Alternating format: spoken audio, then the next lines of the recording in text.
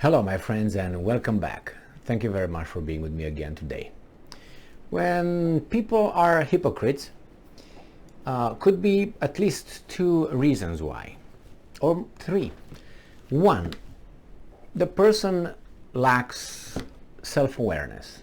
That means the person doesn't really realize that he or she was engaged in the same or is engaged in the same activity that he asks other people not to get in the same activity, or asks certain people of a behavior that they did not engage for various reasons. So, that's one.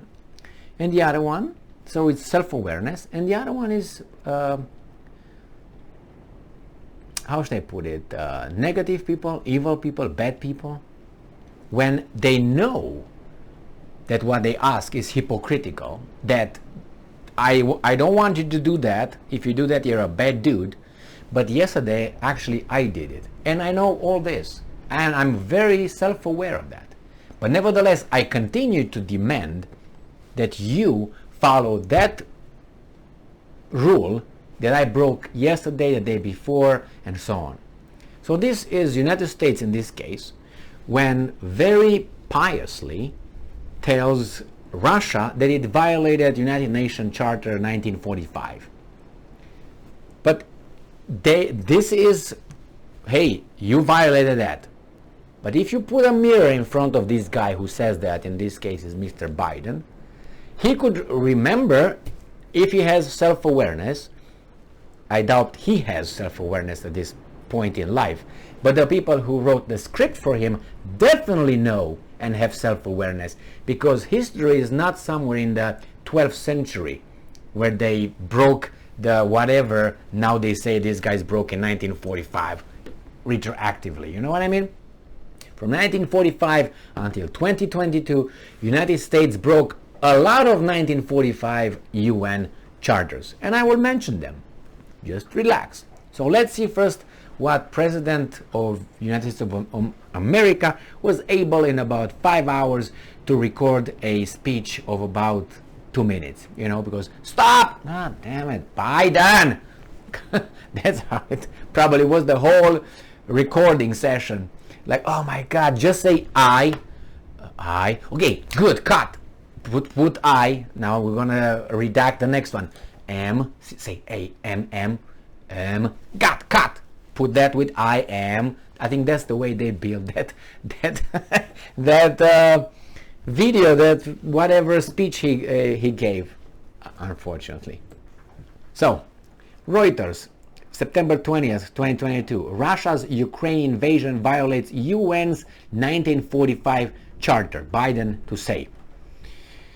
US President Joe Biden will try to rally the world against Russia's invasion of Ukraine in a speech to the United Nations General Assembly on Wednesday, saying Moscow's war against its neighbor violates the tenets of the UN Charter that established the post-World War II body. Biden departs on Tuesday to join the conclave of world leaders in New York, so he's going to show up over there.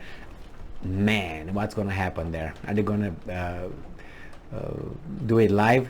He will have his first in-person meeting with new Prime Minister Liz Truss on Wednesday and participate in a summit aimed at collecting pledges to help nations battle diseases that we create.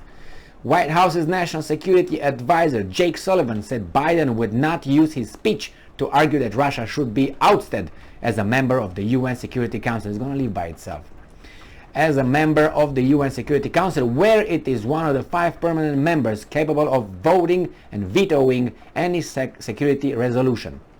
But he said Biden will urge all nations to see that Russia's war against Ukraine is a violation of the UN 1945 charter signed by the countries that fought the Axis powers in World War II, which say, I'm listening to see, UN members aiming to save succeeding generation from the scourge of war and set conditions for nations to live together in peace. Did you hear that? So live together in peace. pledge to refrain in their international relations from the threat or use of force against the territorial integrity or political independence of any state. Did you hear that? This is what Biden will say, that Russia violated this. So they did not refrain from their international relations from the threat of use force or against the territorial integrity or political independence of any state, or in any other manner inconsistent with the purposes of the United Nations, the charter reads. So based on that, he will say that Russia violates. But if Russia is the offender of doing what you just said, and it might be, what about you? And remember, you can say, well, we can change the past, we can change only the future. Well, let me, for instance, take care of, I don't know, United States for about 20 years, bomb the out of it, starve their people, destroy their economy, bring democracy, freedom, and capitalism, and then leave. And then when someone says, Emil, what did you do with the United States? I'm going to say, well, let's talk about the future. We can't change the past. Or let me take care of your family. I mean, you killed so many families over there and starved so many families. Can you bring them back from dead? No. So, and you're so easy of, oh, we can't, that's in the past. No. And then who gave you the right to do that? What right did you have to invade Saddam Hussein and Iraq? It was not September 11, was it? Was it? Was not weapons of mass destruction, was it? Was not Al-Qaeda, was it? What was it then? I know. So that's only one example. And I can give you more than one example. And it's what, 20 years ago or so? All right, so that's the hypocritical stuff. This is a message that every country, however they feel about Russia, Ukraine, the United States, everyone should be able to center around the basic proposition. You cannot conquer your neighbor's territory by force, and peace will come fastest and most decisively if Russia abandons that effort. So Sullivan says here that if Russia, from whatever reason, stops the war in Ukraine, will be peace on this planet. And we're all going to live kumbaya, happy and loving, and you know what I mean. Really. This is aimed at people below 86 IQ. That's what they're aimed at. So Russia has to stop and we're going to live. It's just Russia that is the obstacle that we all live together. Before this, we were living together great, just fine. There was no Yemen, nothing in Yemen, was nothing in Libya, it was nothing in Africa that occurs right now. Nothing, man. Everything was A-okay. No Kashmir problems, no, nothing. Perfect.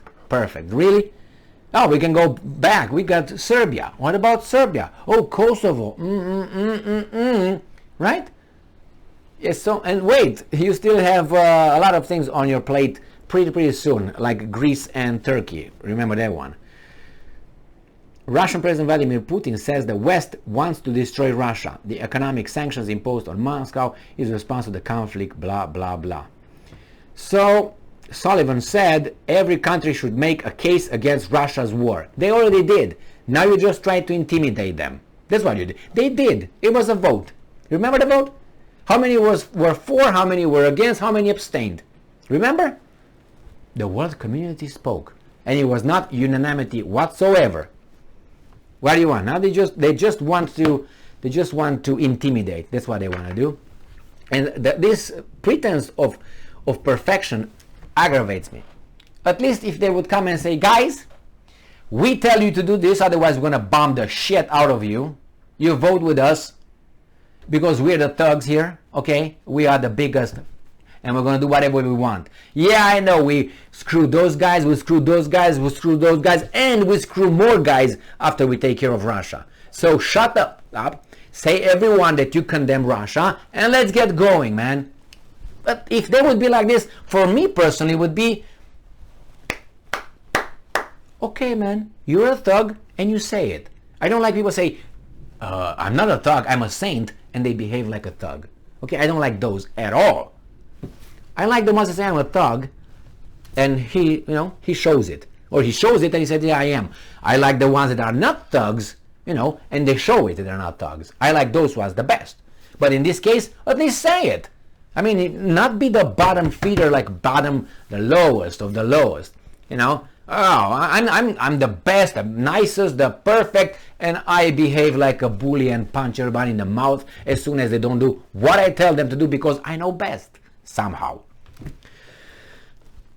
Thank you very much for being with me again today. Stay strong, stay smart, look for the truth, and be just.